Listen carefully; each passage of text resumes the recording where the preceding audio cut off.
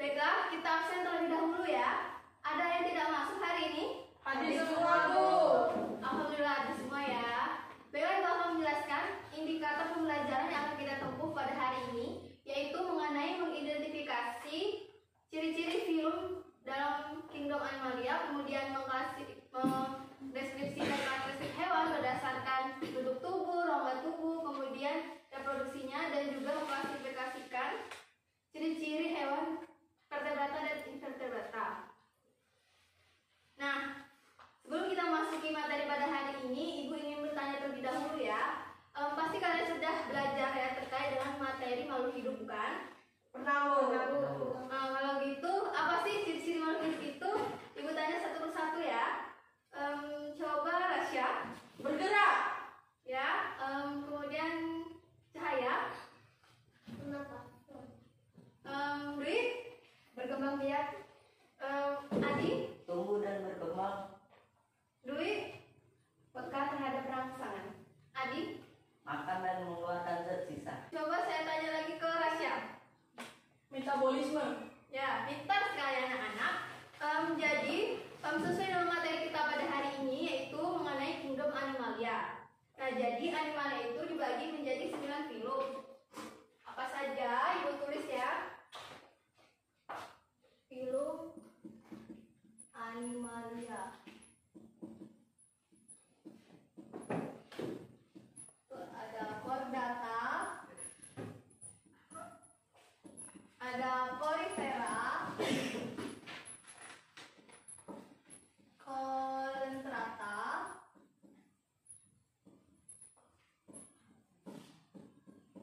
Platyhelminthes, kemudian Nematelminthes,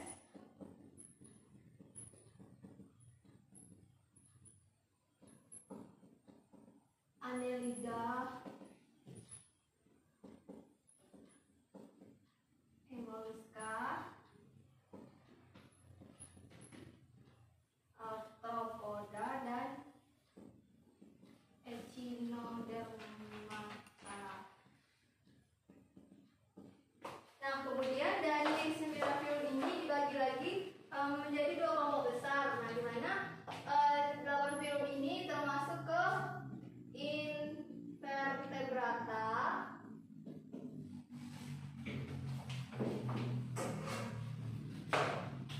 kemudian chordata itu terbagi menjadi 5 film, yaitu Pisces, amfibi, aves, reptil, dan mamalia.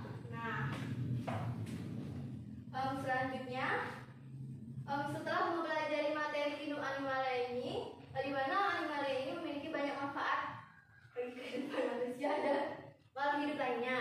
Nah, jadi contohnya itu pada Porifera yang menghasilkan spons digunakan untuk alat pembersih. Kemudian ada Mollusca sebagai sumber makanan ya yang kaya akan protein, sehingga meningkatkan rasa syukur kita kepada Tuhan Yang Maha Esa untuk selalu menjaga kelestarian lingkungan. Oke, kita lanjut ke ciri-ciri Animalia. Jadi Animalia itu memiliki ciri-ciri umum. Nah, apa saja ciri-ciri umum itu? Yang pertama itu multiseluler atau bersel banyak. Yang kedua eukariotik atau memiliki membran inti. Yang ketiga itu heterotrof atau tidak dapat membawa makanan sendiri. Yang keempat, Animalia itu bergerak aktif. Yang kelima, tidak memiliki dinding sel. Selanjutnya, Animalia itu dikelompokkan lagi berdasarkan susunan tulang belakangnya. Nah, ada 2, yaitu vertebrata dan invertebrata. Sekarang ingin bertanya, apa itu vertebrata dan invertebrata? Ada yang bisa menjawab? Saya, Bu. Ya, silahkan Rasya. Vertebrata memiliki tulang belakang, sedangkan invertebrata tidak memiliki tulang belakang. Pintar ya Rasya. Coba ulangi jawabannya, Dwi. Vertebrata memiliki tulang belakang, sedangkan invertebrata tidak memiliki tulang belakang. Bagus sekali jawabannya. Jadi invertebrata itu tidak memiliki tulang belakang, sedangkan vertebrata memiliki tulang belakang. Baik, kita lanjut ya.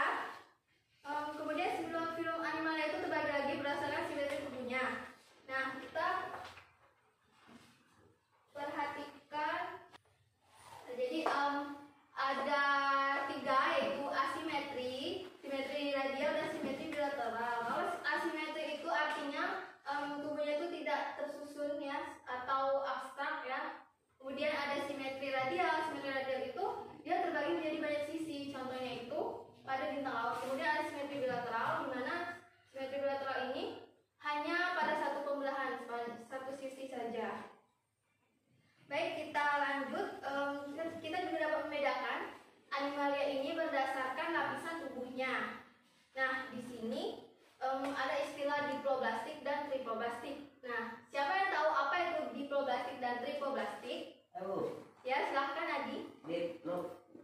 Diploplastik memiliki dua lapisan tubuh, Bu. Ya, selanjutnya ada yang bisa menjawab lagi?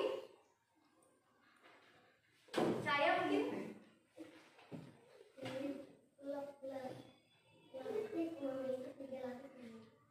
Ya, betul sekali ya. Jadi, diploblastik itu memiliki dua lapisan tubuh, sedangkan triploblastik memiliki tiga lapisan tubuh. Oke, kemudian pertanyaan selanjutnya, bisakah kalian menyebutkan apa saja dua lapisan diploblastik dan tiga lapisan triploblastik itu? Ada yang bisa menjawab? Saya Bu, Ya, Dwi. diploblastik terdiri dari ektoderm dan endoderm, sedangkan triboblastik terdiri ektoderm, endoderm, dan mesoderm. Ya, benar sekali. Jadi, diploblastik itu terdiri dari ektoderm atau lapisan paling luar dan endoderm atau lapisan paling dalam. Kemudian triploblastik terdiri dari tiga lapisan, yaitu ada ektoderm, endoderm, dan ada tambahan di bagian tengah yang disebut mesoderm atau lapisan tengah. Ya, bisa dipahami anak-anak? Bisa, Bu. Ya, bagus. Selanjutnya, film Animalia itu dibedakan berdasarkan reproduksinya. Nah, jadi ada dua cara, yaitu ada reproduksi secara seksual dan aseksual. Kalau aseksual itu dia bisa dengan cara bertunas dan fragmentasi. Nah, kalau bertunas itu contohnya itu pada porifera ya. Kemudian kalau fragmentasi itu dengan cara membelah diri, dimana contohnya itu pada bintang laut. Nah, bintang laut itu dia membelah diri dengan cara apabila salah satu bagian tubuhnya itu terputus, maka dia akan membentuk individu baru. Nah, untuk penjelasan lebih lanjut kalian bisa baca ya di buku kalian, buku cetak, untuk memahami tentang reproduksi dari animalia. Kita lanjut. Kemudian perhatikan PowerPoint yang ada di depan ya. Nah, di sini terdapat tabel perbedaan simetri tubuh, lapisan tubuh, dan reproduksi dari invertebrata. Apakah terlihat anak-anak? Ini belakang terlihat? Terlihat Bu. Bagus. Nah, di sini kalau porifera itu dia itu simetrinya radial, lapisan tubuhnya diploblastik dan reproduksi secara aseksual. Kemudian kolentrata itu radial, diploblastik, seksual. Kalau platyhelminthes itu bilateral, diploblastik dan seksual dan aseksual. Kemudian nematelminthes itu bilateral, triploblastik dan seksual. Kemudian annelida bilateral, diploblastik dan seksual. Mollusca bilateral, diploblastik seksual. Kemudian arthropoda bilateral, diploblastik seksual, dan echinodermata radial, diploblastik seksual dan aseksual. Nah, paham anak-anak? Kemudian dari penjelasan Ibu tadi di sini Ibu menampilkan ciri-ciri ya dari vertebrata dan invertebrata. Nah, kalau ciri-ciri vertebrata itu dia itu tidak memiliki mata majemuk. Kemudian invertebrata memiliki mata majemuk. Ciri-ciri vertebrata memiliki tulang belakang. Kemudian invertebrata tidak memiliki tulang belakang. Nah, kalau sistem peredaran darah tertutup pada vertebrata, kemudian pada invertebrata sistem peredaran darahnya terbuka. Nah, untuk penjelasan lebih lanjut, kalian bisa baca di buku kalian ya. Halaman berapa, Bu? Halaman 205. Oke. Nah, kemudian di sini Ibu akan menjelaskan ya contoh dari animalia ini. Nah, di sini apakah terlihat anak-anak gambarnya? Terlihat Bu. Nah, di sini ada contoh porifera ya. Contoh porifera itu Podilla lacustris. Kemudian contoh kolentrata itu ada ubur-ubur. Contoh platyhelminthes itu ada cacing pita. Kemudian contoh nematelminthes itu ada cacing Annelida itu ada Lita. Nah, dan cacing tanah. Nah, di sini Ibu membawa contoh nyata hewan animalia yang ada di sekitar kalian. Di sini Ibu membawa cacing tanah ya, sesuai dengan materi kita pada hari ini. Cacing tanah itu termasuk ke dalam film Annelida. Kemudian ini molluska itu contohnya ada siput, kemudian arthropoda itu ada udang, laba-laba dan kalajengking. Kemudian contoh echinodermata itu ada bintang laut dan landak laut.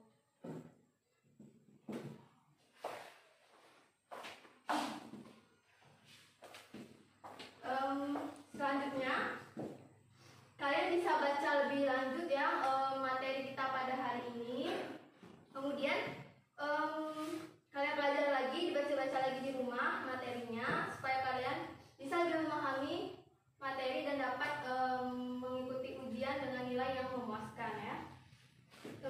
Sebelum itu, Ibu juga memberikan tugas ya yang harus kalian kerjakan. Ada pada buku halaman 220, ada di buku cetak ya. Silahkan kalian cari jawabannya.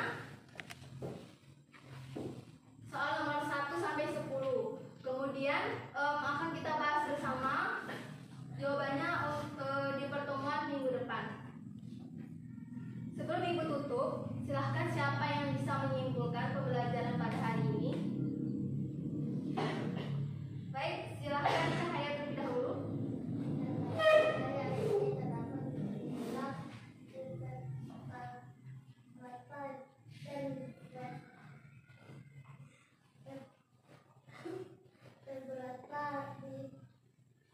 Plastik, tripol plastik.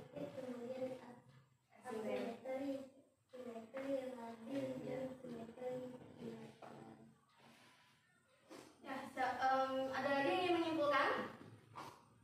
Saya Bu. Silahkan Rasya. Kesimpulan pembelajaran pada hari ini, kita dapat membedakan kingdom animalia berdasarkan simetri tubuh, lapisan tubuh dan reproduksinya. Ya, pintar sekali. Tepuk tangan dulu anak-anak. Oke, ada kesimpulan yang dapat kita ambil dari belajar pada hari ini. Kita dapat membedakan kingdom animalia itu berdasarkan simetri tubuh, di mana simetri tubuh itu tadi terdiri dari asimetri, simetri radial, dan simetri bilateral. Kemudian juga dapat membedakan berdasarkan lapisan tubuh. Lapisan tubuh tadi terdiri dari diploblastik dan triploblastik. Kemudian berdasarkan juga reproduksinya, aseksual dan seksual. Baiklah, bisa dipahami anak-anak? Bisa Bu. Zaka sudah mengerti? Ya. Ya, bagus. Semoga nilainya dapat memuaskan ya. Ibu rasa cukup untuk belajar pada hari ini. Terima kasih banyak. Kita tutup pembelajaran